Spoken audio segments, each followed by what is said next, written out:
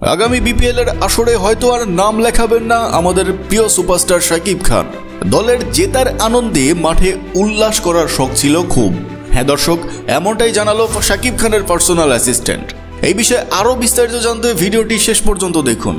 জানা যায় Shakib Khan, Jason Roy এবং ঢাকা ক্যাপিটালস টিমের ক্যাপ্টেন সহ হেড কোচের সুজনের উপরে অনেক হতাশ।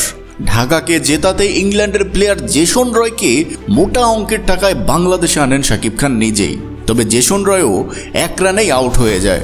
অথচ যাকে দলের প্রথম 3 ম্যাচে নেয়াই হয়নি, তার দুর্ধর্ষ পারফরমেন্সে ঢাকা জেতার দ্বার প্রান্তে গেলেও শেষ রক্ষা হয়নি। তাই শাকিব খান এই সব কিছুর জন্যই দায়ী করেছেন হেড কোচ সুজনকে।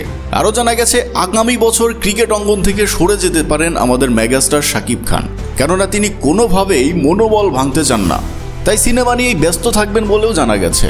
তো দর্শক, আপনাদের কাছে কি মনে হয়, এমনটাই কি হবে? শাকিব খানের কি করা উচিত? একজন শাকিব ভক্ত হলে কমেন্ট করে জানাবেন কিন্তু অবশ্যই।